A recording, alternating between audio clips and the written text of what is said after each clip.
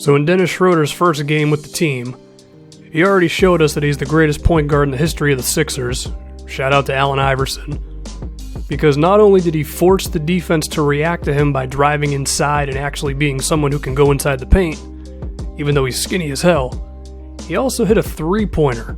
So, sky's the limit for Dennis Schroeder right now. That's only the first game. I mean, if we can figure out some more plays and game plans to really get him going with the rest of the team, it'll be a good look. But besides that, the Eastern Conference doesn't make sense with the way this is looking.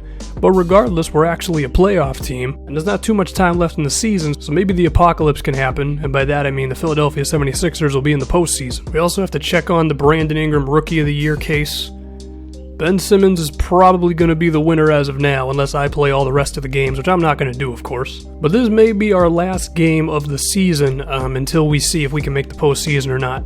And we're going up against the Sacramento Kings, who for some reason have Kobe Bryant. Kobe, you don't deserve this, man. You should have just retired in the game like you did in real life. But no, now you get to enjoy Sacktown, so that's pretty cool.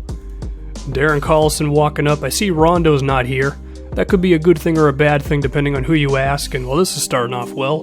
Jahlil Okafor, who I've been praising for his defense, decides to punch Boogie in the mouth, resulting in a foul. But then Brandon Ingram, well, he dunks on Kobe a little bit right there. It's every rookie's dream to dunk on a star player, so I'll give Ingram that credit. Rodney Hood now, and you know what? Our starting lineup is legitimately really good. And I mentioned Schroeder's three-pointer in the last game. He does it again here. Those are huge, because he's not even that great of a shooter just yet, but once he gets there, it's going to be really something. Rudy Gay with his patented mid-range fadeaway. Shout out to DeMar DeRozan with that one. And then Rodney Hood just kind of walks inside because I think that was Ty Lawson defending him. Talk about a fall from grace. What happened to Ty Lawson? Combination of drunk driving and whatever the hell else. Anyway, Rudy Gay is completely uncontested going to the rim. I think I was using Nerlens Noel on that one. Didn't work out very well. You'll notice that we're going with Saric and Noel. That's kind of the lineup I want to use as the first thing we go to off the bench. Put Okafor on the bench and then have Noel with Saric. Kobe is open. And, shout out to him. Shout out to Kobe for that long two-pointer. And then don't you love in 2K when you mess up an alley-oop because the guy just misses the dunk? Ooh, that's frustrating. I did everything right, and then Ronnie 2K was like, nah, you're just not going to make it. So the Kings are getting a bit of a lead on us, and by that I mean 1 point, so it's really not much. Let me get Schroeder moving a little bit. Can he hurt him from 3 again? Well, no, but at the same time, force the defense to collapse. Okafor, oh my goodness, that mid-range. When Jahlil Okafor hits a mid-range shot, a new angel is born, because holy hell. I also don't know how an angel can be born, but it's whatever, I'm just trying to get through the commentary. 4-point deficit, but we look good. Gotta fix up the defense a little bit, but that'll be okay. I catch them falling asleep on defense, and then I ask Noel to do something. That might be asking a little too much of him, but he still grabs the rebound, and I tried to cheese the Hall of Fame CPU. I'm not on Hall of Fame, but whatever. That didn't work out. Rudy Gay misses, but then shout out to Nigel Hayes, another member of my Nuggets series, who we thought was going to be the next Michael Jordan, and he ended up being okay, if that. Kobe misses again.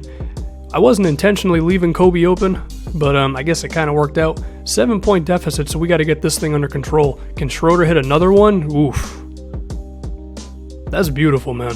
Having a point guard who can actually hit a 3 and still do other things, because I could put Seth Curry in there, but it's not like he's going to force the defense to care about him if he gets inside. Now this is some beautiful offense by Sacramento. Are we sure George Karl's still coaching? He was a great coach in the 90s and with Denver, but he didn't really care once he got to Sacramento.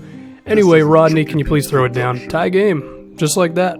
I think I learned in this game that I probably want to have either Brandon Ingram or Jahlil Okafor in at all times, because that's when our offense is at its best, as you would expect when our 2 best offensive players are in the game. And speaking of Brandon Ingram's offense, I didn't really do anything here. I just drove forward. That looked like me when I play basketball in real life. No crossover, no jab step, just run forward and hope something good happens. But Brandon Ingram is a bit better than me, so I guess it worked out. The CPU really doesn't know how to defend the pick and roll. I might have to go into the CPU's defensive settings and show him, guys, you can back up off of Noel. He's not going to do anything from out there. Or will he? on this following play. I don't want to foreshadow nothing. Plus, I also don't remember what actually happened, so I could be wrong. Mentioned what Dennis Schroeder can do again. Look at him. Darren Collison doesn't know how to defend him, and then Okafor. There we go. So yeah, I think the Nerlens Noel mid-range shot, I think it's on this play.